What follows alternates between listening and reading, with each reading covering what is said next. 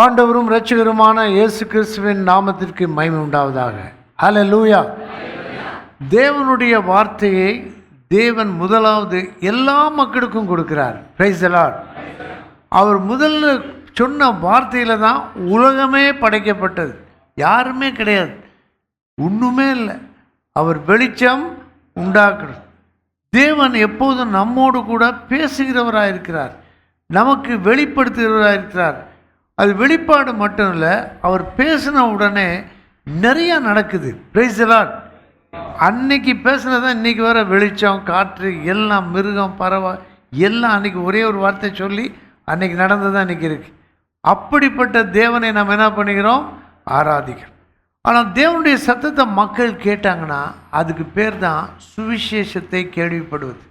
ஏன்னா அந்த உலகத்தில் சாத்தான் எல்லாருடைய கண்களையும் தேவனை பார்க்க முடியாதபடிக்கு அதை குருடாக்கி இருக்கிறான். 2 நம்பர் பார்க்குறீங்க, என்னது இது? 4:4.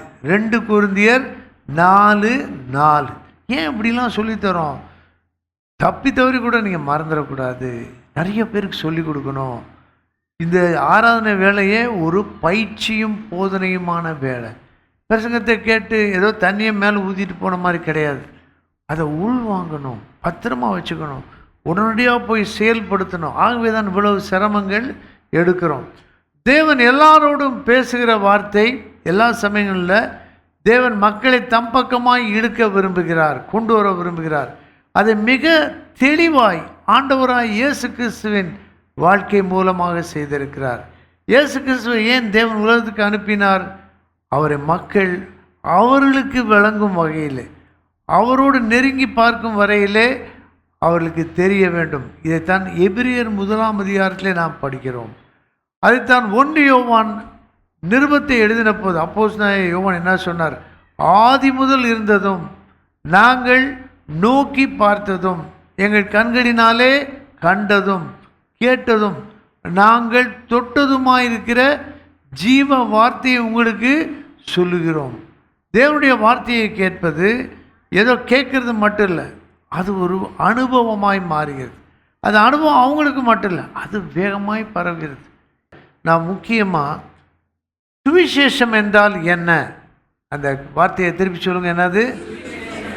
நீங்கள் எல்லாம் சொல்லியிருக்கலாம், கேட்டிருக்கலாம். ஆனால் அந்த சுவிசேஷ வாக்கியங்களை அடிக்கடி ஒவ்வொரு விசுவாசியும் அடிக்கடி வாசித்துக்கிட்டே இருக்கணும். முழங்கால் நின்று அந்த சுவிசேஷ வாக்கியங்களை சத்தமாக வாசித்து, அந்த வாசித்தது ஆண்டவரே யாராவது இதை சொல்லும்போது தேவனுடைய கிரியை என்ன பண்ணணும்? உண்டாகணும் அப்படின்னு ஜெபம் பண்ணணும். ஆகவே தான் இன்றைக்கி இதை பற்றி பார்க்க போகிறோம். நீங்கள் அந்த ஸ்க்ரீனில் பார்க்குறீங்க, அதை வாசிக்க முடியுதா உங்களுக்கு? ஆமாம் ஆமாம் ஆமாம். தேவன் கொடுத்த வாக்கியங்கள், இந்த வாக்கியங்கள் படிக்க போகிறோம், எல்லாம் மொத்தமாக படிக்க போகிறோம். இந்த வாக்கியங்களை தேவன் மனுக்குலத்துக்கே கொடுத்துருக்கிறார். 2000க்கும் அதிகமான மொழிகளில் கொடுத்துருக்கிறார். மொழியே இல்லை, மொழின்னா எழுத்தில் வரக்கூடிய மொழியே இல்லாவிட்டாலும் சத்தத்தில் மட்டும் விளங்குற மொழியில் கூட அந்த மொழியில் இயேசுவை பற்றி சொல்லியிருக்காங்க. நிறைய பேர் ரட்சிக்கப்பட்டிருக்காங்க. சபைகள் வந்திருக்கு. உங்களுக்கு எல்லாம் தெரியணும், சரித்திரம் தெரியணும், இப்போ என்ன நடக்குதுன்னு தெரியணும், என்ன நடக்க போது அதுக்கு நம்ம எப்படி ஆயத்தமாக இருக்கணும்னு தெரியணும். அதுக்கு தான் சர்ச்சு, அதுக்கு தான் பிரசங்கம், அதுக்கு தான் போதனை. எல்லாமே உங்களுக்கு தெரியுமா? மாறாத உண்மைகள், மாறாத சத்தியம். இப்போ இந்த சின்ன இது இருக்குது, இப்போ நான் இப்போ விட்டுட்டேன்னு வைங்க, என்ன பண்ணுவோம்?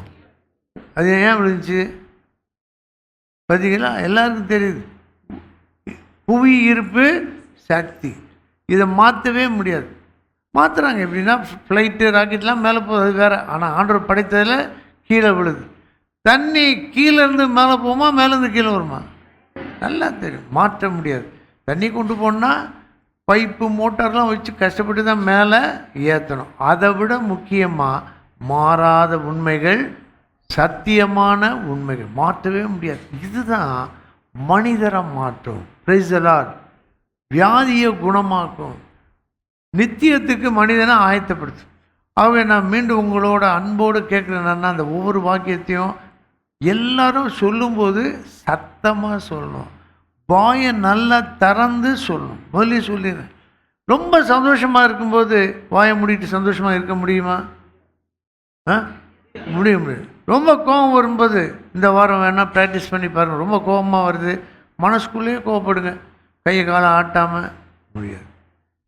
இதுக்கெல்லாம் பயன்படுத்துகிறோம். ஆண்டவருடைய வார்த்தையை சத்தமாக சொல்லுங்கள் அப்படின்னா சிலர் பேசிக்கிறாங்க. பாஸ்டருக்கு வேறு வேலையே இல்லை, புலம்புறாரு. ஆமாம், அவர் எரேமியாவை போல் கண்ணீர் விட்டு புலம்புற பாஸ்டர். அதனால தான் வற்புறுத்தி கேட்குறேன். கிருபை அதில் இருக்குது. சத்தமாக வார்த்தையை, தேவனுடைய வார்த்தையை பேசிக்கிட்டே பாடிக்கிட்டே இருந்தீங்கன்னா உங்கள் மனசு கோபமாக இருந்தால் கூட அங்கேயே அது சுத்தமாயிடும். பேசுகிறது, இந்த நாளின் ஒவ்வொரு நிமிடமும் என்னுடைய வார்த்தை பிறர் காயத்தை குணமாக்கும் வார்த்தை. அதுக்கு இதெல்லாம் உதவி செய்யுது. அடுத்து வரிசையாக பார்க்க போகிறோம். எல்லாம் சேர்ந்து வாசிப்போம். ஒரே ஒரு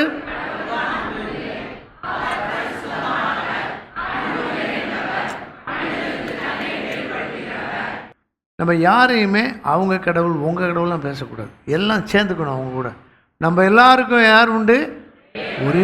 இப்படி காட்டும்போது இப்படி தான் காட்டுவோம். ஒன்று எப்போதும் இப்படி காட்ட மாட்டோம். ஒன்று எப்படி தான் காட்டுவோம்? ஒரே ஒரு கடவுள் எங்கே இருக்கிறாரு? மேலே இருக்கிறார். அதனால தான் அவருக்கு பேர் உன்னதமானவர். எல்லாரையும் அவர் பார்க்கிறார், எல்லாரையும் அவர் கவனிக்கிறார், பாதுகாக்கிறார். அவர் எப்படிப்பட்டவர்? பரிசுத்தமானவர். அவருக்கு பாவமே கிடையாது. அவர் முற்றிலுமாக பக்கத்திலே போக முடியாது. சூரியனை போல ஒளியாக இருக்கிற ஒரு வெப்பமாக, அதாவது பக்கத்திலே போனால் கருகி போயிடுவாங்க. அப்படி தான் தேவன் இருக்கிறார். அவர் ஆனால் எப்படிப்பட்டவர்? அன்பு நிறைந்தவர். அன்பு நிறைந்தவர். மனிதனுக்கு தன்னை என்ன பண்ணுகிறார்? ரைட். அடுத்து என்னன்னு பார்ப்போம். இதை வாசிக்க பார்ப்போம் சத்தமாக.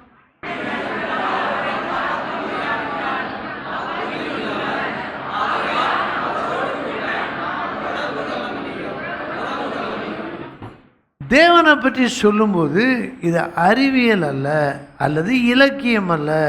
இது ஆவிக்குரிய உண்மைகள், ஆன்மீகத்துக்கு ஏற்ற உண்மைகள். ஆகவே தான் இதை மக்களுக்கு பொறுமையாக சொல்லிக் கொடுக்கணும். கடவுளை மனுஷனால் பார்க்கவே முடியாது. ஏன்னா அவருக்கு உருவம் இல்லை, தோற்றம் இல்லை, ஒரு அமைப்பு கிடையாது.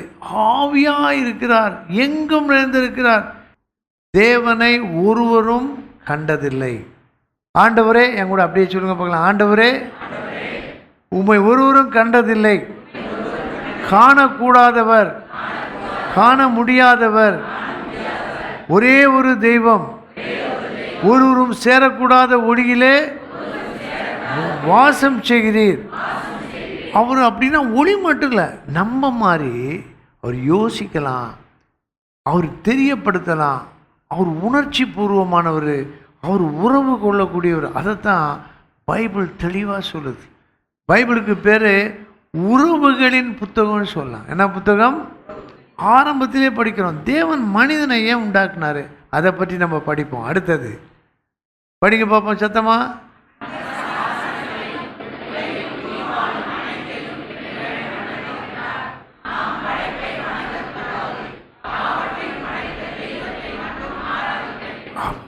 இப்போ நீங்கள் படிக்கிறது ஏன் இப்படி படிக்க சொல்கிறோம் அப்படின்னு கேட்டிங்கன்னா, உங்கள் வீட்டில் போய் அடிக்கடி படிக்கணும். இதெல்லாம் நீங்கள் சொல்லியிருப்பீங்க. இந்த வாக்கியங்கள் மூலமாக தான் மக்கள் இயேசுவை அறிய முடியும். Price the Lord. இந்த வாக்கியங்கள் தான் ஒரு சிலருக்கு அது அவங்களுக்கு ஒரு வெறுப்பை உண்டாக்குது. அதனால தான் சட்டம் வருது. பயப்படவே கூடாது, தயங்கக்கூடாது. தேவனுடைய சுவிசேஷம் வல்லமையானது, திரளான கூட்டங்களை ரட்சித்திருக்கிறது. மனுஷனை பிடிச்சு கொன்று சாப்பிட்டவங்க ஆயிரக்கணக்கில் மாறி பெரிய திருச்சபைகள் இருக்கு. Price the Lord. பெரிய கொள்ளைக்காரங்க ஒப்பு கொடுத்து மென்மையான பரிசுத்தவான்லாம் மாறி இருக்கிறாங்க. ஹல்லேலூயா. ஆனால் இந்த உண்மை நம்ம சொல்லியிருப்போம். இதெல்லாம் சொல்லும்போது ரொம்ப கவனமாக, ரொம்ப ஜெபம் பண்ணி, ரொம்ப ஏன் இந்த வாக்கியத்தை வச்சு ஜெபம் பண்ணால், அந்த வாக்கியத்தை சொல்லும்போது நம்ம குரலில் தான் சொல்கிறோம். ஆனால் அவங்க கேட்கும்போது அவங்க ஆவியின் செவிகள் திறக்கப்படணும். கேள்விப்படாதவர்கள் இல்லாவிட்டால் எப்படி பரிசுத்தவான்கள் எப்படி விசுவாசி? அவங்க வசனத்தை கேட்கும்போது அவங்களுக்குள்ள என்ன உண்டாகும்? விசுவாசம் உண்டாகும். அந்த ஜெபத்தை ஜெப வாக்கியமாக பயன்படுத்தலாம். வாக்கியங்களுக்கு வைத்து ஜெபம் பண்ணலாம். அடுத்து இதை படிக்க பார்ப்போம்.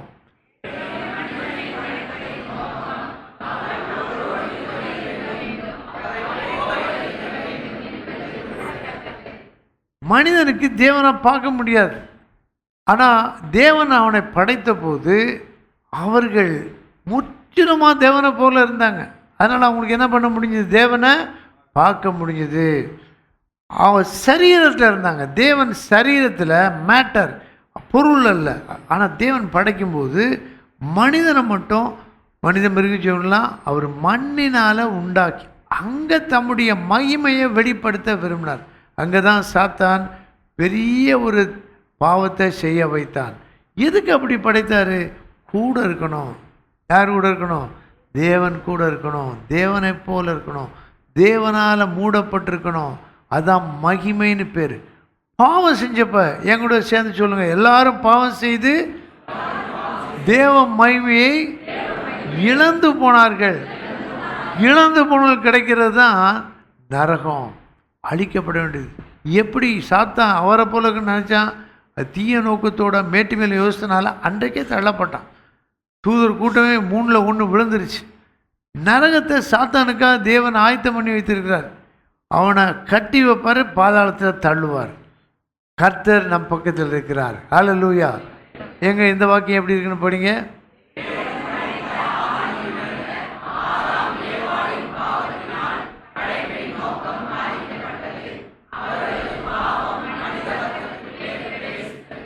பாவத்தினால் பாதிக்கப்பட்டிருக்கும் மனித வர்க்கத்தின் பாழான நிலையை மாற்றி அமைக்க, சீர்படுத்த தேவன் ரட்சிப்பின் திட்டம். எல்லாருக்கும் கண்ணு கூட போச்சு. எல்லாரும் தேவனை பார்க்க முடியல. அப்போ தான் இயேசு கிறிஸ்து வந்தார். நான் சொன்னேன் ஆரம்பத்திலே, அவரை நாங்கள் எங்கள் கண்களாலே என்ன பண்ணோம்? கண்டோம். இயேசுவே சொல்கிறார், என்னை கண்டவன். அப்போ தான் இயேசு சொல்கிறார், என் கூட சேர்ந்து தெரிஞ்ச வசனம். இயேசு சொன்னார், நானே வழியும் சத்தியமும் ஜீவனுமாயிருக்கிறேன், என்னாலே இல்லாமல் ஒருவனும் பிதாவினிடத்தில் வரான். இந்த இடத்துல கொஞ்சம் இடம் இருக்குது, லெஃப்டில் தேவன் ரட்சிப்பு கடையில். அங்கே ஏதாவது ஒரு சின்ன குறியீடு போடணுன்னா என்ன போடுவீங்க? சின்ன ஒரு அடையாளம் கண்டுபிடிச்சிங்களா? என்ன காட்டலாம்? சிலுவை போடலாம். இப்படி தான் யோசிக்கணும். அடுத்து, பைபிள் என்று நாம்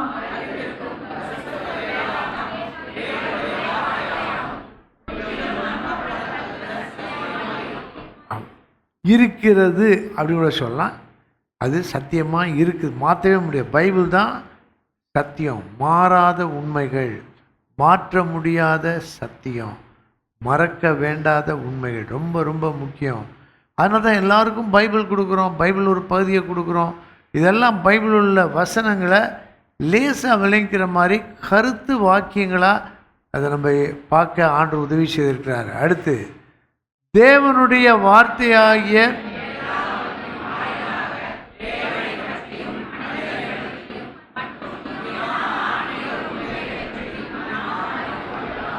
இப்போ மொபைல் இருக்கனால நம்ம இருந்த இடத்துலேருந்து எங்கே இருந்தாலும் அவங்களோட நம்ம என்ன பண்ணலாம்?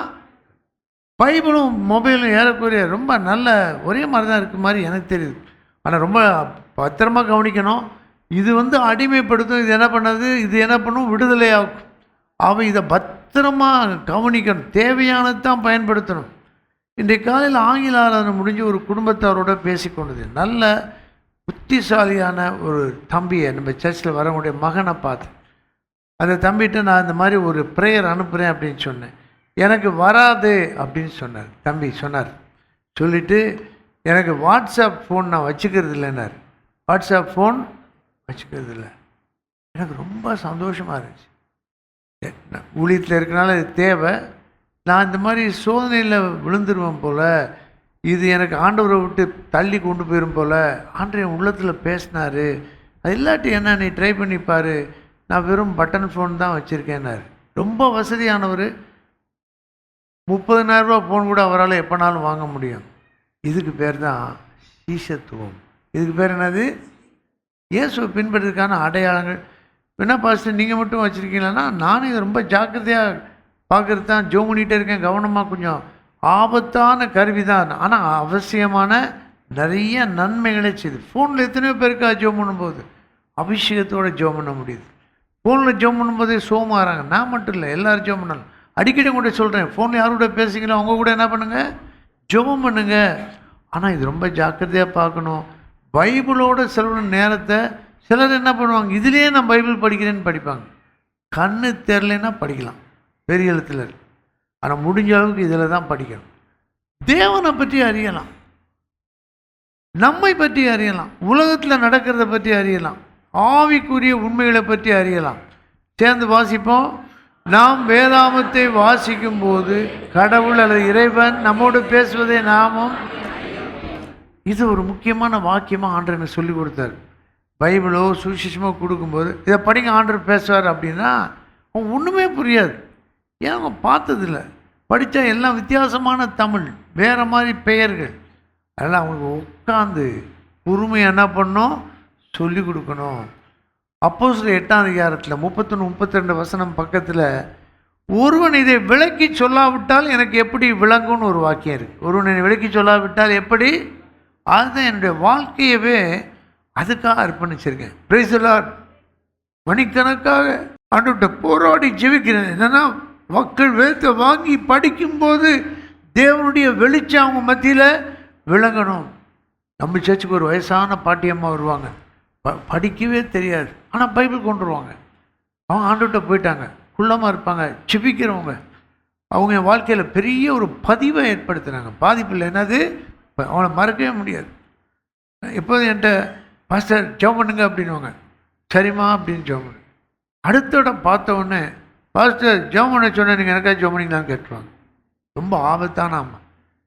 அவங்க மூலமாக தான் ஜெப வாழ்க்கையை முன்னேற்றமே வந்துச்சு. Price the Lord. அவங்க தான் எனக்கு கற்றுக் கொடுத்தாங்க. நான் என்ன பண்ணுவேன் தப்பிச்சுக்கிறதுக்கு, சொன்ன உடனே அவங்களுக்கு உடனே ஜெபம் பண்ணிடுறேன். உடனே இதுக்கு ஒரு வசனம் இருக்குது, கொலோசியர் 1:9, இது நிமித்தம் அதை கேட்ட நாள் முதல் நாங்கள் இடைவிடாமல் உங்களுக்காக ஜெபம் பண்ணினோம், இல்லை பண்ணுகிறோம். அருமையான அம்மா. இந்த அம்மாவுக்கு ஆண்டவருக்கு அடிக்கடி நன்றி சொல்லு. அவங்க படிக்கவே இல்லை, பள்ளிக்கூடத்து போகாமே பைபிள் நல்லா படிப்பாங்க. கரங்களை தட்ட வேண்டாமா? இதன் மூலமாக ஆண்டுடைய சத்தத்தை கேட்க முடியும். நம்முடைய ஜெபங்களை இதன் மூலமாக தேவனுக்கு என்ன பண்ண முடியும், ஏறெடுக்க முடியும். மொபைல் மூலமாக இன்னொருத்தர் பேசுகிறத கேட்கலாம். இங்கே பேசினோம்னா மற்றவங்க என்ன பண்ணுறாங்க, நம்முடைய சத்தத்தை கேட்க. அதே மாதிரி தான் பைபிள். அதனால தான் பைபிளை பற்றி கணவன் மனைவி பெற்றோர் பிள்ளைகள் ஐக்கிய ஊழியங்கள் எல்லாருமே ஒருவரோடொருவர் தேவனுடைய வார்த்தையை பற்றி பேச வேண்டும். அடுத்து இதை வாசிங்க பார்ப்போம்.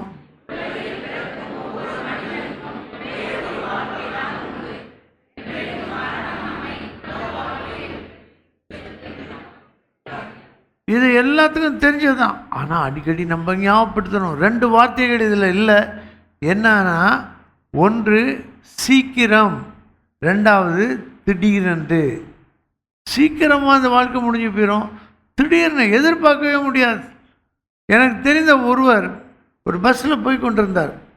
அவர் வீட்டுக்கு போனோம், பென்ஷன் வாங்கிட்டு வீட்டுக்கு போகிறார். கண்டக்டர்கிட்ட இடத்த சொல்லி காசை கொடுக்குறாரு. அவர் டிக்கெட் கொடுக்கணும், காசை கொடுத்தாரு. டிக்கெட் வாங்கிறதுக்குள்ளே இறந்துட்டார். உண்மையாக நடந்தது. அவருடைய சடலத்தை நான் தான் மெடிக்கல் காலேஜ் அவங்களோட டாக்டர்கிட்ட பேசி போஸ்ட்மார்ட்டம் இல்லாமல் கர்த்தருடைய கிருபையினால் அதை எடுக்க ஆண்டவர் கிருபை கொடுத்தார். அவங்க மகன் தான் நம்ம ஊழியத்தை அடிக்கடி ஹெல்ப் பண்ணுற சகோதரி சாந்தி போடியிலேருந்து. பாருங்க, யோசிக்கவே இல்லை. பென்ஷன் வாங்கிட்டு வீட்டுக்கு போகணும், காசை கொடுத்துட்டா டிக்கெட் வாங்கிறதுக்குள்ளே ஆள் இல்லை, போயிட்டார். நல்ல வேளை ஆண்டுடைய கிருபை தேவன் அறிந்த மகள் இருந்தபடினால அந்த டிரைவர் ஆச்சரியமாக நேராக மெடிக்கல் காலேஜுக்கே கொண்டு போய் அவங்க சொன்னனால அவங்க போஸ்ட்மார்ட்டம் பண்ணாமையே கொடுத்தாங்க. அந்த நேரத்தில் ஆண்டவர் எங்களை அனுப்பியிருந்தார். நாங்கள் சின்ன உதவி செய்ய தேவன் கிருபை கொடுத்தார். இது ஒரு முக்கியமான உண்மை. மரணம் படிங்க.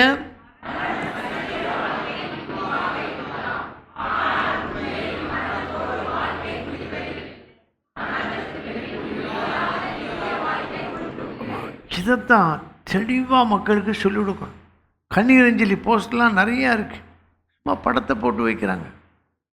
சொர்க்க யாத்திரைன்னு இந்த செத்துப்போன சரலில் கொண்டு போகிறது வண்டிக்கு பேர் என்னது? ஆமாம் ஆமாம், ரதம் என்னென்னமோ கார், அதுதான் போடல. பாவம் அவங்க சிரிக்கிறோம், ஆனால் பாவம் அவங்க அறியாமல். ஆனால் நம்மளும் தான் கொண்டு போகிறோம். யாரோ மரித்தா, கத்தருக்குள்ளே மரித்தனால நம்பிக்கையோடு போகிறோம். இவங்களை அடக்கம் பண்ண போகிறோம். ஒரு நாள் அவங்க என்ன பண்ணுவாங்க?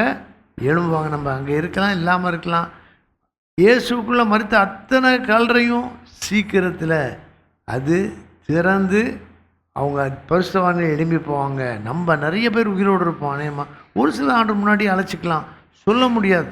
ஆகவே தான் எதுவானாலும் கிறிஸ்துவுடனே இருக்க எனக்கு ஆசை உண்டு. அது எப்போதும் நமக்கு தெரியணும். டாக்டர் ஜான் அடிக்கடி அந்த நாட்களில் சொல்லுவாங்க, எல்லாரும் ஆண்டவரை இன்னும் அதிக நாள் இருக்கணும்னு யோசிப்பாங்க. யாரும் ஒருத்தராது நான் ஆண்டரோடு இருக்கணும்னு ஜெபம் பண்ணணும்னு சொல்லவே மாட்டாங்க. அது ஒரு சைடு உண்மை தான். ஆண்டரோடு இருக்கணும்னு இந்த உலகத்தில் வாழ்கிறதுக்கு ஆண்டு குறித்த காலம் வரைக்கும் இங்கே தான் இருப்போம். ஆண்டு குறித்த காலத்துக்கு முன்னாடி போகக்கூடாது, பின்னாடியும் போக மாட்டோம். ஆனால் அதுவரை எப்போதும் ஃபாதர் பாட்டில் இருக்குது, உம்மோடு இருக்கணுமே. அப்படி பாடும்போது என்ன அர்த்தம்னா, இந்த உலகத்தில் இருக்கும்போதே நான் உம்மோட கூட ரொம்ப இருக்கிறனால ஆண்டு வந்துருமா என் கூட அங்கே வந்து எப்போ வந்துரு, நான் உன் கூட இருந்தேன், நீ என் கூட வந்துரு. ஆனால் எப்போ அதுனா இங்கே இருக்கும்போது அவரோட இருக்கணும்னு நான் சிலரை பார்த்துருக்கேன். மணிக்கணக்காக ஜெபம் பண்ணுவாங்க. ஆச்சரியம், அவங்கள பார்த்து நிறைய காரியம் கற்றுக்கொண்டு எப்படி இவ்வளோ நேரம் தரித்திருந்து ஜெபம் பண்ணுறாங்க. Price the Lord. எப்படி ஜெபம் பண்ணுறாங்க? போனால் அந்த இடத்த விட்டு எந்திரிக்கவே மாட்டாங்க. Price the Lord. அப்படிப்பட்ட சகோதர சகோதரிகள் ஊழியக்காரரை பார்த்துருக்கேன். நம்ம எல்லாருமே அந்த மாதிரி ஜெப வாழ்க்கையில் முன்னேறதுக்கு உதவியாக இருக்கணும். அடுத்து இதை படிங்க பார்ப்போம்.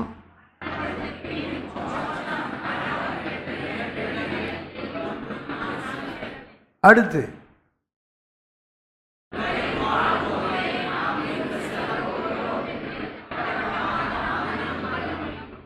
இங்கேருந்து ஒரு வெளிநாட்டுக்கு போகணுன்னு வச்சுக்கோங்க.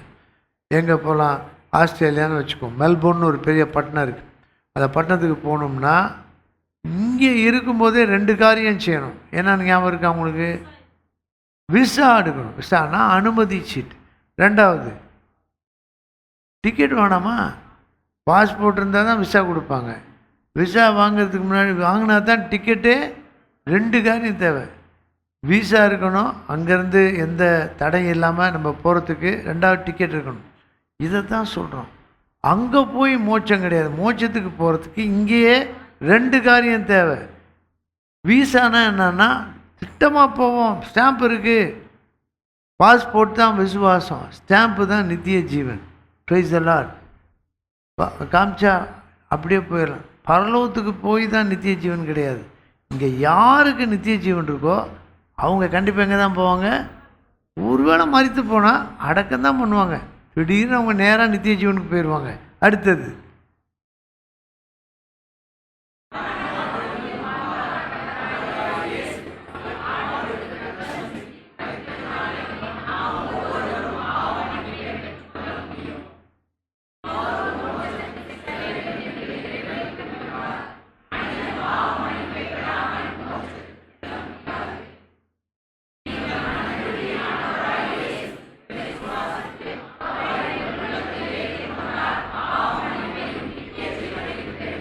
ஹல்லேலூயா. சரியாக 20 நிமிஷம். Price the Lord. எத்தனை பேருக்கு இந்த 20 நிமிஷம் கர்த்தர் என்னோட பேசினாருன்னு சொல்ல முடியும்? என்னோட பேசினார், அதனால தான் வந்து பேசுகிறேன். Price the Lord. பல ஆண்டுகளாக ஒவ்வொரு வார்த்தையாக பல முறை எழுதி பார்த்து சொல்லி பார்த்து இது தெரிஞ்ச வாக்கியம் தான். இந்த வார்த்தைகளை சொல்லி ஜெபிச்சுக்கிட்டே இருக்கேன்.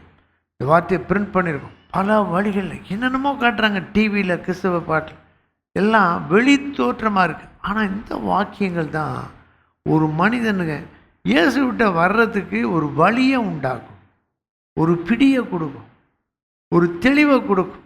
இந்த வாக்கியத்தை அடிக்கடி சொல்லி நீங்கள் என்ன பண்ணுங்கள்? சுவிசேஷத்துக்காக ஜெபம் பண்ணும்போது இயேசுவை அவங்க அறியணும். ஆண்டவரே இயேசுவை என்ன பண்ணோம்? இயேசுவை அறிகிறது தான் நித்திய ஜீவன். இயேசுவை அறிஞ்சால் பாவ மன்னிப்பு கிடைக்குது. பாவ மன்னிப்பு கிடைச்ச உடனே தேவனுடைய பிள்ளை. தேவனுடைய பிள்ளையாக இருக்கனால அங்கே அவர் வீட்டுக்கு தான் அப்பா வீட்டுக்கு போவோம். அதுக்கு பேர் தான் நித்திய ஜீவன். நீங்களும் பலமுறை படிங்க. இது சின்ன ட்ராக்டாக கொடுத்துருக்கோம், 1000 கணக்கில் கொடுத்துருக்கோம். இப்போ ஆண்டவர் என் உள்ளத்தில் பெரிய எழுத்தில் நல்லா பெருசாக போடு, அதை படித்து காமி, இது திருப்பி திருப்பி பேசு.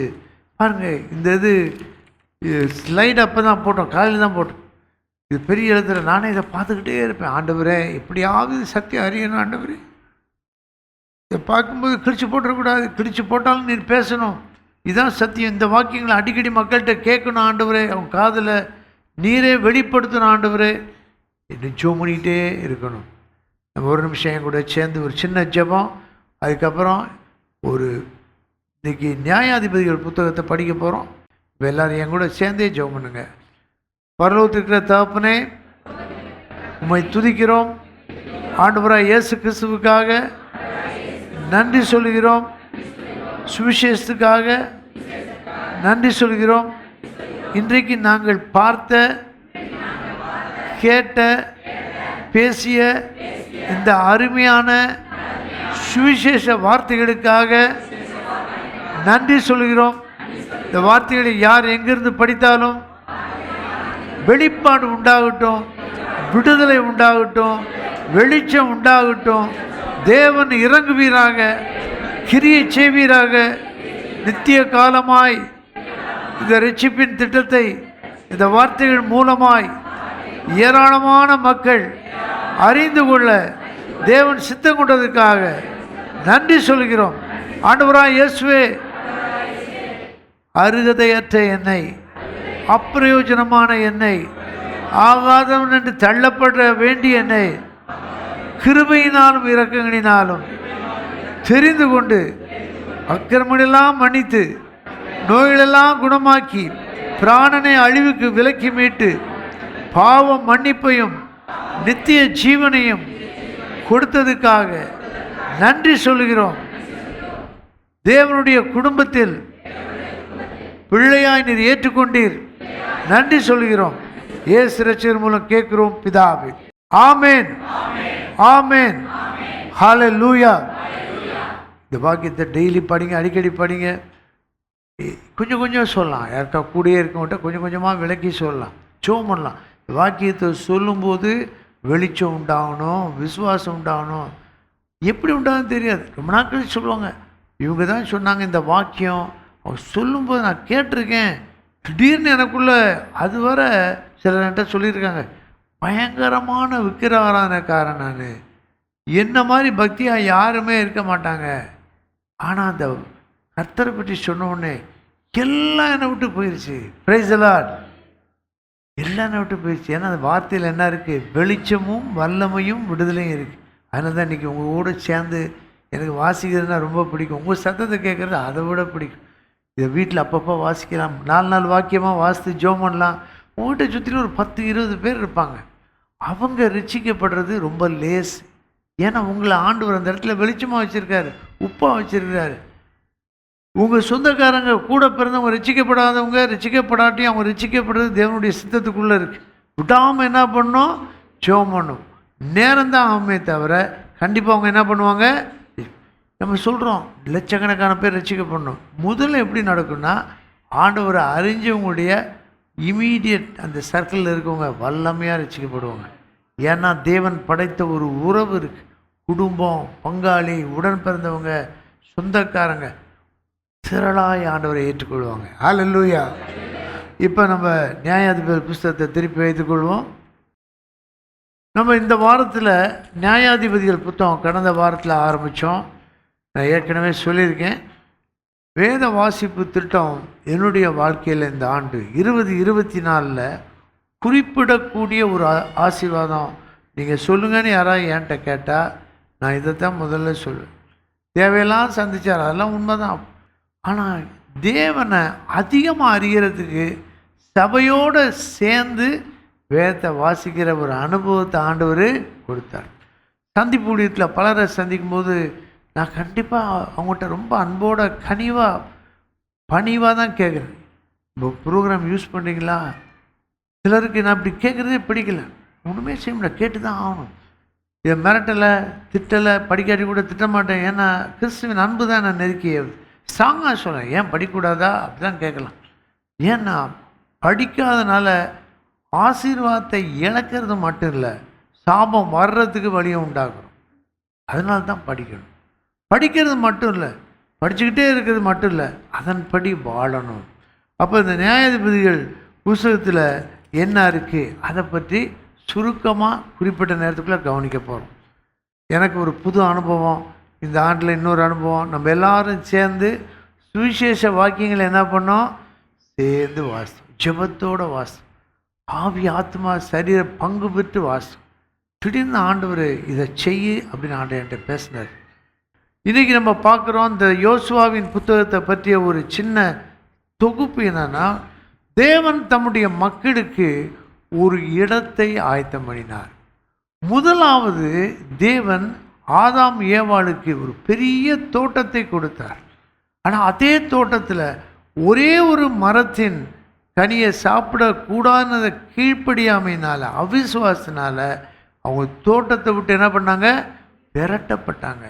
பாவம் அவர்களுக்குள்ளே பிரவேசித்தது. அன்னைக்கு பிரவேசித்த பாவம் இன்றைக்கு வர பல்லாயிரக்கணக்கான சமுதாயங்களை பாவம் பாதிச்சிருக்கு. லட்சக்கணக்கான மக்கள் கொல்லப்படுறாங்க, மரித்து போகிறாங்க. அவ்வளோ பேரும் நரகத்தான் போவாங்க. அடிக்கடி நரகத்தை பற்றி யோசிக்க வேண்டும். என்ன யோசிக்க வேண்டும்? நமக்கு நரகம் இல்லைன்றதுக்காக நன்றி சொல்கிறோம். ஆனால் இத்தனை பேர் நரகத்துக்கு போயிடுவாங்களே. எனக்கு தெரிஞ்சவங்க, கடையில் அன்பாக பழகினவங்க, அந்த பாரம் அழுத்தி கொண்டே இருக்க வேண்டும். அப்படிப்பட்ட ஊழியக்காரரில் நான் பார்த்துருக்கேன். ரொம்ப அழுது ஜெபம் பண்ணுறாங்க. எப்படி தேவன் ஆத்துமாக்களை கொடுத்து பாரப்படுத்துவார். கூட்டங்களை பார்த்தா எளிதாக எரிச்சல் அடையலாம். ஆனால் கூட்டங்களை பார்த்து கண்ணீர் விடுற ஒரு சிலர் எனக்கு தெரியும். கண்ணீர் விட்டுக்கிட்டே இருப்பாங்க. ஏன்னா அத்தனை பேரும் அழிகிறாங்களே. ஆண்டவரே கரத்தை நீட்டும், காயத்தை பார்க்கட்டும், பிரசன்னமாகும். அப்படி ஆண்டவர் ஆபிரகாம் அழைத்தார். நான் உன்னை தெரிந்து கொள்கிறேன், பேர் உனக்கு கொடுக்குறேன், ஆசீர்வதிப்பேன், நீ என்னுடைய வழியெல்லாம் கை கொண்டுரு, நான் உனக்கு சந்ததியை கொடுப்பேன், இடத்தை கொடுப்பேன். ஏதேன் தோட்டம் இழக்கப்பட்ட தோட்டம். ஆனால் ஆண்டவர் கொடுத்த தேசம் வாக்குத்தத்தம் பண்ணப்பட்ட தேசம். அந்த வாக்குத்தத்தம் பண்ணப்பட்ட தேசத்துக்கு வந்துட்டாங்க. அதான் யோசுவா கதை. சரித்திரம் ரொம்ப முக்கியம். என்ன கதை? சின்ன வயசில் கேட்டிருக்கேன்னு நினைக்கவே கூடாது. சின்ன வயசில் கேட்டிருக்கலாம், கதை தெரியலாம். தெரிஞ்ச கதையை திருப்பி பார்க்கும்போது தான் ஆவிக்குரிய கண்கள் திறக்கப்படும், வெளிப்பாடு உண்டாகும். ஆண்டோடைய வார்த்தையை சொல்றதுக்கு போர் அடிக்குன்னு நினைக்கவே கூடாது. அடிக்கடி சொல்லணும், சொல்லிக்கிட்டே இருக்கணும். எத்தனை பேர்கிட்ட சொல்ல முடியுமோ சொல்ல ட்ரை பண்ணணும். எங்கேயாவது கொஞ்சமாவது ஒரு நிமிஷம் இருங்க. நான் அப்படி தான் பலர்கிட்ட, எனக்கு நிறைய நேரம் அவசியமாக தேவை இருக்குது. எங்கெல்லாம் சான்ஸ் கிடைக்குதோ ஒரு நிமிஷம் என்கிட்ட பேசிட்டு போகிறவங்கள ஒரு 2 நிமிஷம் இருங்க, ஒரு சின்ன சத்தியம் கூட சொல்கிறேன் அப்படின்னு கேட்க ஆண்டு உதவி. ஏன்னா என்னுடைய வாழ்க்கையில் பெரும்பகுதி முடிஞ்சு போச்சு. நம்ம எல்லாருக்குமே பெரும்பகுதி முடிஞ்சு போச்சு. நமக்கு முன்னாடி இருக்க காலம் குறுகிய காலம். அதனால் அவசரப்பட்டு ஆத்திரப்பட்டு செய்யாமல் எது தேவையோ அதை செய்ய வேண்டும்.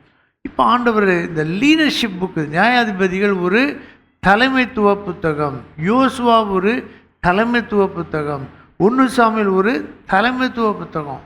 எல்லாரும் தலைவனாக தான் நினைக்கிறாங்க. நம்ம ஆராதனை நடத்துகிறவங்களுக்கு பேர் ஒர்ஷிப் லீடர். ஆகாத பெயர் அது. என்ன பேர்? அந்த பேர் அப்படி தான் நான் யோசிக்கிறேன். ஆண்டு கற்றுக் கொடுத்தார். ஒர்ஷிப் நடத்துகிறவங்கன்னு சொல்லலாம். ஒர்ஷிப் என்ன பண்ணுறாங்க? லீடுனா பாதை தெரில, எனக்கு விருப்பாட்சியிலேருந்து கிழக்கு ஒரு இடத்துக்கு போகணும், போய் கேட்பேன், இந்த கிழக்கு போங்க, ஒரு பெரிய ஆலமரம் அது பக்கத்தில் தான். அந்த மாதிரி நடத்துறதுக்கு இங்கிலீஷில் லீடுன்னு தான் இருக்குது. ஆனால் தேவன் உண்பதாக நம்ம பெரிய ஆள்னு காட்டவே கூடாது. ஒரே ஒரு சர்ச்சு பார்த்தேன். ஆனால் நடத்துகிறவங்கெல்லாம் அந்த பின்னாடி உட்காந்துருக்காங்க நம்ம சர்ச்சில், அங்கே இருந்தாங்க. ரொம்ப நாளாக யோசிச்சிருக்கேன். அந்த சர்ச்சுக்கே ஆண்டவர் என்னை கொண்டு போனார். பார்த்தேன், கண்ணில் தர, நீ ரொம்ப நாள் யோசிச்சு பாரு, இந்த சர்ச் நடத்துகிறவங்கலாம் பின்னாடி தான் இருந்தாங்க. யார் என்னன்னு பாட்டு சத்தம் மட்டும்தான் கேட்டுச்சு. எனக்கு ரொம்ப சந்தோஷம். Price the Lord. சுய வெறுப்பின் டீம் அதான். லீடர்னு யாரையும் சொல்ல முடியாது. சின்ன பொண்ணு 10th படிச்சுக்கிட்டு இருந்தது. ஸ்க்ரீனில் ஒவ்வொரு அழகான மெல்லிய குரல் தெளிவாக பாடிச்சு. எல்லாரும் பாடினாங்க. மறக்க முடியாத ஆராதனை வேலை. ஒரு ஞாயிற்றுக்கிழமை அங்கே நான் தான் ஆண்டுடைய செய்தியை கொடுத்தேன். இங்கே பாருங்கள், எதுக்கு இதை சொல்கிறேன்னா, லீடர்ன்ற வார்த்தையை ரொம்ப ஜாக்கிரதையாக கவனிக்கணும். வேதாமத்தில் நிறைய லீடர் இருந்திருக்காங்க. யோசுவா ஒரு சிறந்த லீடர். யோசுவா 1:1 மோசே மரித்த பின்பு கர்த்தர் யோசுவாவுடைய ஊழியக்காரனாய் யோசுவாவை நோக்கி, என் தாசனாகிய மோசே மரித்தான். அவர் தான் அடக்கம் பண்ணார்.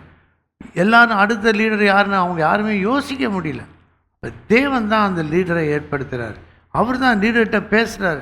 யோசுவா தான் பெரிய லீடர்னு யோசிக்கவே இல்லை. அவர் கூப்பிடுறாரு, நீ வா, நான் உன் கூட இருப்பேன். மோசையோட எப்படி இருந்தேன்னு நீ பார்த்துருக்க. மோசையுடைய ஊழியக்காரனாக நீ இருந்த. நீ அடிமைத்தனத்தில் தான் வளர்ந்த பிறந்த. ஆனால் மோசையின் ஊழியக்காரனாக இருந்த.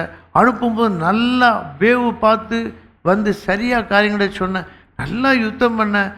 அடுத்த சக்ஸஸர் நீ தான் கரெக்டாக ஃபிட்டாக இருக்க. அவன் யோசிக்கலை. தேவன் எல்லா சபைகளுக்காக, கிறிஸ்தவ ஸ்தாபனங்களுக்காக, நம்ம சபைக்காகவும் லீடர்ஷிப்புக்காக அடிக்கடி என்ன பண்ணணும்? அடிக்கடி ஜெபம் பண்ணணும், நன்றி சொல்லணும், அவங்கள ஆண்டு காத்துக்கொள்ளணும். அது ஒருத்தர் 2 பேரில் நிறைய பேர் ஆண்டுடைய சபையை நடத்துகிறவங்களா காணப்படணும். இப்போ யோசுவா காலத்தில் என்ன நடந்துச்சுன்னா, 2ஆம் தலைமுறை அவங்க இந்த கானான் தேசத்துக்குள்ளே போயிட்டாங்க. என் கூட சேர்ந்து சொல்லுங்கள், எழுந்து கடந்து போய் சுதந்திரி. இதுதான் யோசுவாவில் ஆரம்பம். இதான் யோசுவா புத்தகம் முழுவதும் இருக்குது. அதில் நம்ம பார்க்கலாம். அந்த தேசம் சின்ன தேசம்தான்.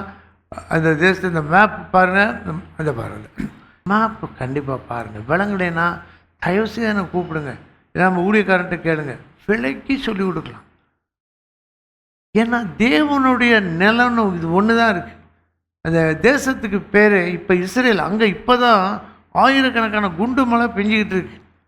ஏன் அப்படின்னா, இயேசு தெளிவாக சொன்னார். பழைய ஏற்பாட்டில் தீர்க்கதரிசனம் இருக்கு.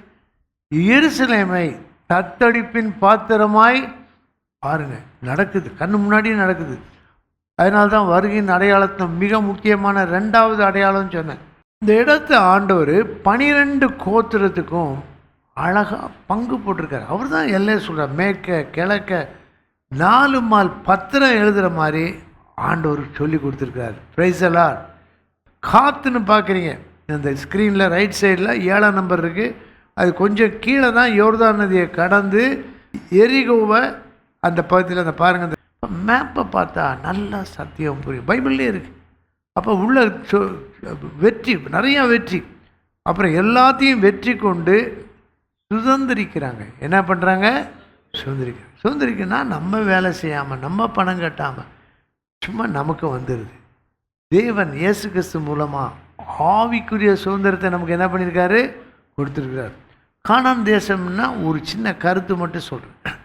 ஆண்டவராக இயேசு கிறிஸ்துவை ஏற்றுக்கொள்வதற்கு முன்னாடி நம்ம ஏன் உள்ளம், உங்கள் உள்ளம், எல்லாருடைய உள்ளமும் அது அவாந்தர வெளியாக இருந்தது. முள்ளும் நெறிஞ்சில் இருந்தது, குண்டும் குழியுமாக இருந்தது. அந்த இடத்துல நடக்கக்கூட யாரும் விரும்ப மாட்டாங்க. பாம்பு, பூச்சி, காட்டு மிருகங்கள் இருக்கிற மாதிரி தான் உங்கள் உள்ளம், என் உள்ளம், எல்லா உள்ளமும் இருந்தது. அந்த இடத்த வாக்கு பண்ணுறார். நான் சுதந்திர தேசத்தை போரிட்டு விடுதலையாக்கி ஆசீர்வாதத்தை உனக்கு கொடுப்பேன். உங்கள் வாழ்க்கையில் இப்போ இயேசுவை தேடுற தன்மை இருக்குது, வசனத்தை நேசிக்கிற தன்மை இருக்குது. உடைய பழைய சுபாவெல்லாம் மாறிடுச்சு. என்ன நடந்திருக்குன்னா, எப்படி கானான் தேசத்தில் அம்மோனியர், அமலேக்கியர், பெரிசியர், ஏவியர், எபூசியர், கிர்காசியர், எமோரியர், இவங்கெல்லாம் எதை காட்டுறாங்கன்னா நம்ம உள்ளத்தில் இருக்க பாவத்தன்மைகளை காட்டுறாங்க. எல்லா பாவத்தன்மைகளையும் எதிரிகளையும் இயேசு சிலுவை மரத்தில் வெற்றி சிறந்தார், அவர்களை துரத்தி விட்டார். ஆனாலும் நமக்குள்ள கொஞ்சம் இருக்குது, இன்னும் கொஞ்சம் எல்லாமே இருக்குது.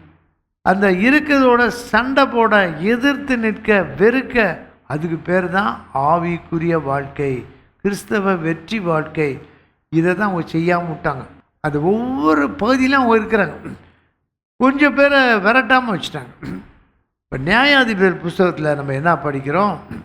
பழைய ஏற்பாட்டில் 7வது புத்தகம் 350 ஆண்டு காலத்தில் நடைபெற்ற சரித்திரம் இருக்குது. கொஞ்சம் கொஞ்சம் நல்ல நாட்கள் இருந்துச்சு. அடுத்து நம்ம பார்க்குறோம், நியாயாதிபதிகளின் புத்தகத்தில் சோகமான, பயங்கரமான, இப்போ நியூஸில் பார்க்குற மாதிரி பொண்ணு துண்டு போடுற அந்த நிகழ்ச்சியெல்லாம் எழுதியிருக்கு பைபிளில். படிக்கிறதுக்கே பயமாக தான் இருக்குது. ஆனால் எல்லாம் நடந்தது. பாவத்தினால் வந்த பாதிப்பு, பயங்கரமான பாவங்கள். ஆனால் அதுக்கு இடையில் இஸ்ரவேல் மக்கள் தேவனால் தெரிந்து கொள்ளப்பட்ட நாளில் தேவனை நோக்கி கூப்பிட்ட போது ஆண்டவர் அதை மாற்றுகிறார். அதுதான் நியாயாதிபதி புத்தகத்தினுடைய சரித்திரம். அடுத்து நம்ம பார்க்குறோம் முக்கிய செய்தி, தோல்விகளின் புத்தகம், தவறுதல்களின் புத்தகம். நியாயாதிபதினா ராஜா இல்லை, வெறும் தலைவன் இல்லை. அவங்க வேலை நியாயம் விசாரிக்கணும், அப்புறம் ரட்சிக்கணும். ஏறக்குறைய நம்ம அரசாங்கத்துறையில் என்னது நீதி சட்டத்துறையும் காவல்துறையும் மாதிரி சட்ட ஒழுங்கு பிரச்சனைகளை கவனிக்கிற மாதிரி ஆவிக்குரிய தலைவர்களாக இருக்கணும்னு ஆண்டவர் வச்சார். 13 பேர், அந்த லிஸ்ட்டை பாருங்கள், 13 பேர். அது என்ன பண்ணாங்க?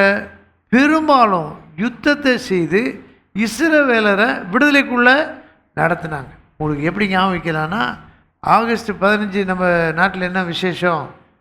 சுதந்திர தினம். நிறையா தலைவர்களுக்கு அருமையான தேச தந்தை மகாத்மா காந்தி அவரெல்லாம் மறந்துட்டாங்க, வேறு மாதிரிலாம் பேசுகிறாங்க. ரொம்ப பரிதாபம். அவரோட சேர்ந்தவங்க தான் தியாகிகள். அவங்களுக்கு பேர் என்னென்னா சுதந்திர போராட்ட, அதே மாதிரி தான் அந்த நியாயாதிபதி, சுதந்திர போராட்ட வீரர்கள். ஆனால் அவங்க ரொம்ப ஆவிக்குரியவங்களே தெரில. தெபோரால் ஆவிக்குரியவங்க, ஒரு சில ஆவிக்குரிய காரியங்களை வெளிப்படுத்தினாங்க. அவங்க விடுதலை வீரர்களாக இருந்தாங்க. இருந்தாலும் அநேக பாடங்களை நம்ம அவங்க மூலமாக படிக்கலாம். முதல் 3 அதிகாரத்தில், 2 அதிகாரத்துலேயும் முதல் 6 வசனத்துலேயும் என்ன நடக்குதுன்னா, ஆண்டவர் சொல்லியிருந்தார் செய்யாதுங்கன்னு, அதை செஞ்சு அங்கே இருந்தவங்களோட சம்பந்தம் கலந்துட்டாங்க. கொடுக்கல் வாங்கல், தவறா விக்கிராரனை வேசித்தனம் எல்லாம் பண்ணிட்டாங்க.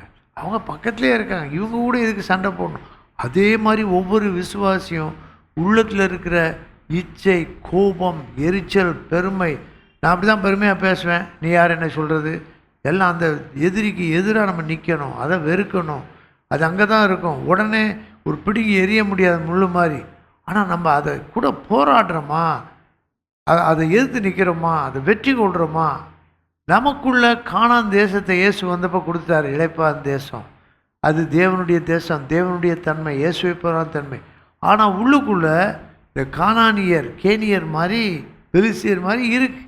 எத்தனை வருஷம் ஊழியம் செஞ்சாலும் இருக்கும், எவ்வளவு பக்தியாக இருந்தாலும் இருக்கும்.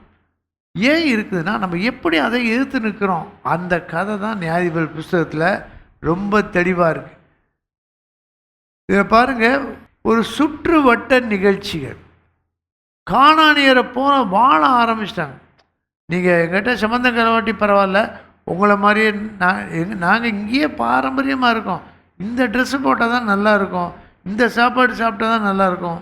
லேவியராமத்தில், யாத்திராமத்தில் தெளிவாக சொல்லிட்டாரு எதை சாப்பிடணும், எதை சாப்பிடக்கூடாது, எப்படி இருக்கணும். ஆனால் இவங்க கானானில் போய் செட்டில் ஆன உடனே அவங்கள மாதிரி ஆனாங்க. இப்பயும் வருது. முடி வெட்டுறதை பாருங்கள், வாலிப பையங்க, பெண் பிள்ளைங்க ட்ரெஸ் பண்ணுறத பாருங்கள். அவனுடைய பெரிய கிருமையினால இங்கே அவ்வளோ மோசமாக இல்லை, ரொம்ப வித்தியாசமாக போகுது. யாரை பார்த்தாலும் கற்புள்ளவங்களா, நீதி உள்ளவங்களா, பக்தி உள்ளவங்களான்னு காணப்படுற மாதிரி நம்ம வாழணும். ட்ரெஸ்ஸு, ஹேர் கட், நம்ம எப்படி இருக்கோம், முகத்தை பார்த்தா கர்த்தருக்கு பயந்தவங்கன்னு தெரியணும். இப்போ எல்லாம் கேட்டால் எல்லோரும் தாடி வைக்கிறாங்க. ஒருத்தர் சொன்னால் நிறைய தாடி, ஒழுங்காக ட்ரிம் கூட பண்ணல. விசுவாசி அமேசன் காட்டையே தொங்க விட்டுக்கிட்டு இருக்காரு கருப்பாக. இப்படி சொல்லியாவது உள்ள புத்தி வரட்டும். நான் சொன்னேன், கல்யாணம் பண்ண போகிறாரு, என்ன தம்பி அமேசான் காடு கருப்பாக மாறிடுச்சு, தொங்கும் தோட்டம் பாபிலோனில் இருந்துச்சு, இப்படி வரக்கூடாதுப்பா, உன்னை பார்த்தா பரிசுத்தமானு தெரியணும். பாருங்க, இப்படி தான் கலாச்சாரம் எப்படி கிறிஸ்தவங்களுக்குள்ளே வரலாம், பரிசுத்தவானில் பாதிக்கலாம். ஒர்ஷிப் நடத்துகிறவங்க பார்த்தீங்கன்னா அவன் வெளியில் கூத்து மாதிரி ஆடினா இவங்களும் காலை தூக்கிட்டு கர்த்தருக்கு பயப்படுங்கன்னு இவங்க காலை தூக்கிட்டு ஆடுறாங்க. கானானியரோட கலந்து விட்டாங்க. அடிக்கடி சொல்கிறேன், ஏன் சொல்கிறேன்னா பாரமாக இருக்குது. கர்த்தர் இருக்கிற மாதிரி தெரியுது, அவங்க பாடும்போது கண்ணிலலாம் தண்ணி வருது. ஆனால் கானானியரோட கலந்துட்டாங்க. சினிமாக்காரன் பச்சை ட்ரெஸ், ஒரு கை ஆஃபும் ஒரு கை நீட்டம் போட்டால் இவங்களும் அதே மாதிரி போடுவோம், சந்தேகமே கிடையாது. அதனால தான் ரொம்ப ஜாக்கிரதையாக இருக்கணும். கானானியரோட வாழ்ந்தனால தேவன் விட்டுட்டார், அவங்களுக்கு உதவி செய்யலை. அவங்களே கூப்பிட்டவங்க இவங்களை அடித்து நொறுக்குறாங்க. நொறுக்கும்போது கூப்பிடுறாங்க. அந்த 2க்கும் 3க்கும் இடையில அவர்கள் நோக்கி கூப்பிட்டார்கள். அவரை நோக்கி உங்கள் மனம் திரும்பி ஒப்பு கொடுத்த உடனே தேவன் நியாயாதிபதிகளை, சுதந்திர போராட்ட வீரர்களை எழுப்புகிறார். வசனத்தில் சொல்லப்படுது, 40 வருஷம் அமைதலாக இருந்தது. ஒருத்தருக்கு 80 வருஷம் அமைதலாக. அந்த தலைவர் செத்து போகிறார், போயிட்டார். திருப்பியும் அதே மாதிரி கானானியரோட சம்பந்தம் கலந்து. இதுதான் நியாயாதிபதிகளின் புத்தகம். 2 பேர் முக்கியமாக சொல்லியிருக்கு. ஒன்று கிதியோன், இன்னொன்று சிம்சோன். 2ஆம் அதிகாரத்தில் நியாயாதிபதிகள் புத்தகத்தில் இருக்க எல்லாமே 2ஆம் அதிகாரத்துக்குள்ளே இருக்குது. இதை பாருங்கள், பொல்லாப்பு, தேவனுடைய மக்கள் பொல்லாப்பு செய்தாங்க 10 முறை இருக்கு. திரும்பினா மீண்டும் மீண்டும் பாவத்துக்கு போனாங்க, அது 43 தடவை வருது. தேவனே ஒப்பு கொடுத்தார், 23 தடவை வருது. கர்த்தரை நோக்கி 12 முறை. ஒரே ஒரு முறை. இதெல்லாம் சத்தமாக ஒரே ஒரு வாசிருமா. 1 யார்?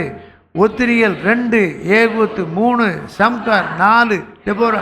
5 6 7 8 9 10 11 12 13.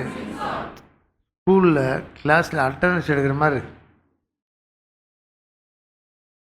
ஆனால் எனக்கு என்னென்னா, உங்களெல்லாம் ஒரு தடையாவது பைபிளில் உள்ள பேரை சத்தமாக வாசிக்க வைக்கணும் எனக்கு கொடுக்கப்பட்ட நேரத்துக்குள்ளே. இப்போ இதுதான் இன்றைக்கி படிச்சிருக்கோம். அதில் முக்கியமான பாடம் நான் சொன்னேன். உலக சிநேகம் தேவனுக்கு விரோதமான. இந்த வசனம்லாம் எழுதி போட மாட்டேன்னாங்க. உலகத்திலும் உள்ளவைகளை நீங்கள் அன்பு கூறாது. உலக சிநேகம் தேவனுக்கு விரோதமான. எது உலக சிநேகம்? இது அவசியமானது தான். இதில் நிறையா தேவனுடைய பிள்ளைகளோட பேசும்போது ஜெபம் பண்ணுறேன். சில நிறைய பேர் ஆவிக்குரிய கலந்து என்கிட்ட பேசுவாங்க. ஆனால் தேவனை நேசிக்கிறதோட, வேதத்தை நேசிக்கிறதோட, இதோட ரொம்ப நேரம் செலவழிச்சேன்னா ரொம்ப ஜாக்கிரதையாக இருக்கணும். உலக சிநேகம். சில சமயம் நம்ம விசுவாசிகள் தப்பானதை பார்க்க மாட்டாங்க, ரைட்டானதையும் பார்க்க மாட்டாங்க, சாதாரணதை பார்ப்பாங்க. அது அவங்களுக்கு ரொம்ப பிடிக்கும். நான் சின்ன உதாரணம் சொல்கிறேன். இந்த யானை தாக்குறது பார்த்துருக்கீங்களா? யானை தாக்குற படங்கள் நிறையா வரும். ஏரோப்ளேன் விழுகிறது. பாவமும் கிடையாது, பரிசுமும் கிடையாது. ஆனால் என்ன நடக்கணும்? இது மாதிரி நிறையா இருக்குது. அதை பார்த்துக்கிட்டே இருக்கணும். ஒரு விருப்பம் அடிமைத்தனமாக மாறுது. இதோட எவ்வளோ நேரம் செலவழிக்கணும், ரொம்ப ஜாக்கிரதையாக பார்த்துக்கிட்டே இருக்கணும். உலக சிநேகம் தேவனுக்கு விரோதமான பகை. உலகத்திலும் அதில் இருக்கிறவைகளும் அன்பு கூறாதிருங்கள். இந்த முக்கியமான பாடத்தை நியாயாதிபதி புத்தகத்துக்கு ஞாபகம் வச்சுக்குவோம். ஒரு நிமிஷம் எழுமினு ஆண்டவருக்கு நம்ம ஒரு புது பிரதிஷ்டை. அன்பின் தகப்பனே, உம்முடைய வார்த்தையை கொண்டு எங்களை எச்சரித்திருக்கிறீர். உடைய வார்த்தையை கொண்டு எங்களை உணர்த்தி இருக்கிறீர். உடைய வார்த்தையை கொண்டு எங்களுக்கு வெளிச்சம் தந்திருக்கிறீர். உடைய வார்த்தையினால் வசனமோ கட்டப்பட்டிருக்கவில்லை. அந்த வார்த்தைக்காக ஸ்தோத்திரம். விடுதலையாக்கும் வசனத்தை கர்த்தர் கொடுத்திருக்கிறீர். அவருடைய கேட்ட வார்த்தைகள் தொடர்ந்து அருமையான விசுவாசிகள் உள்ளத்திலே தங்கி இருக்கட்டும்.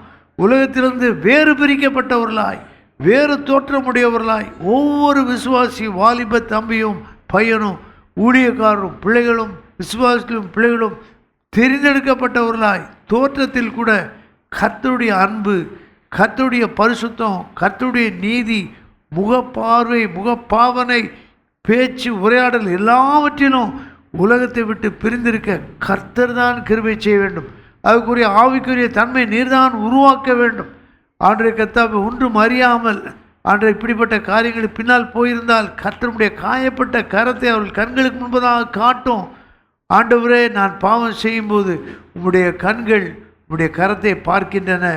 அந்த பாட்டை நாங்கள் நினைக்கிறோம். ராஜா, பரிசுத்தமும் பக்தியும் பிரதிஷ்டையும் இயேசுவை பின்பற்றுவதுமான கிருபையுள்ளவர்களாய் சபையின் விசுவாசிகள் இங்கு மட்டுமல்ல எல்லா சபைகளிலும் எழும்பட்டும். ஆண்டவரே, உங்களுடைய ஜனமாய் இஸ்ரவேலை ரட்சியும். அவருடைய சமாதானத்தை, பாதுகாப்பு, ஆசீர்வாதத்தை தாரும். நாம் திரும்ப பாடுபடுவர்களை தைரியப்படுத்தும். உடைய வரியக்காய் ஆயத்தப்படுத்தும். இயேசு ரட்சகர் மூலம் கேட்கிறோம் பிதாவே, ஆமென். சாலிம் ராஜா சாரோன் ரோஜா பள்ளத்தாக்கின் லீலி நீ, சிங்காசனம் வீற்றிருக்கும் யூதராஜ சிங்கம் நீ.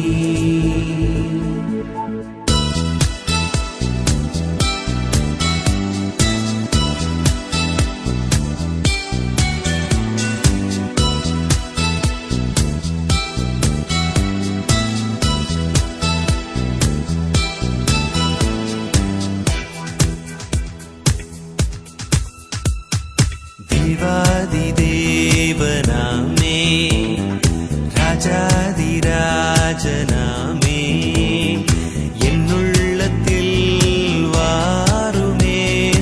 ஆமென் ஆமென் ஆமென். தேவாதி தேவனாமே, ராஜாதி ராஜ